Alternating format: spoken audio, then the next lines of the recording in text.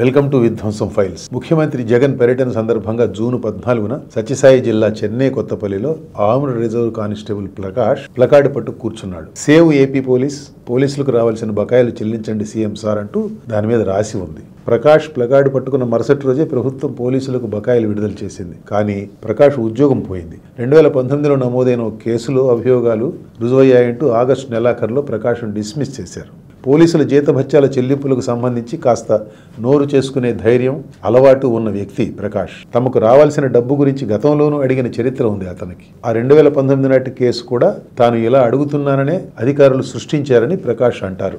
ముఖ్యమంత్రి పర్యటన సందర్భంగా ప్రకాష్ ప్లకార్డు పట్టుకున్న వీడియో వైరల్ అయింది. అది ప్రభుత్వం పరువు తీసిందని పెద్దలు భావించినట్లున్నారు. కానీ రాష్ట్ర వ్యాప్తంగా పోలీసుల నుంచి ప్రకాష్కు మద్దతు అందింది. దానితో కొన్ని రోజుల పాటు ఆయనపై ఎలాంటి చర్య తీసుకోలేదు. కానీ ఇంటి దగ్గర పోలీసు కాపలా పెట్టారు, ఫోన్పై నిఘా పెట్టారు, బ్యాంక్ ఖాతాను సంధింపజేశారు, చివరికి డిస్మిస్ చేశారు.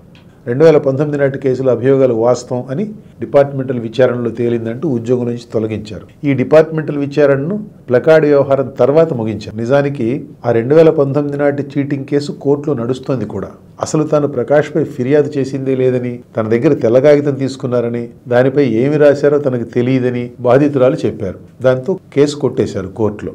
తనపై అక్రమంగా చర్య తీసుకున్నారని ఆరోపిస్తూ జిల్లా ఎస్పీ ఫకీరప్పపై ప్రకాష్ ఫిర్యాదు చేశారు. అది ప్రస్తుతం పెండింగ్లో ఉంది. మరోపక్క తన డిస్మిసల్పై ప్రకాష్ హైకోర్టును ఆశ్రయించారు.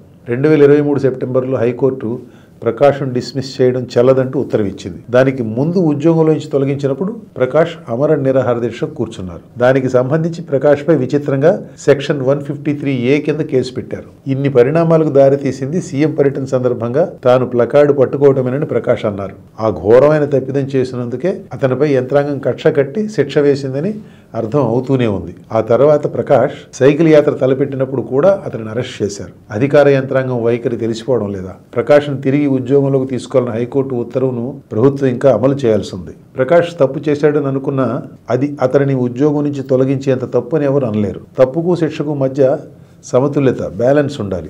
బకాయిలు అడిగినందుకు ఒక దళిత కానిస్టేబుల్ పొట్ట కొట్టడం ఏ రకమైన సమతుల్యత?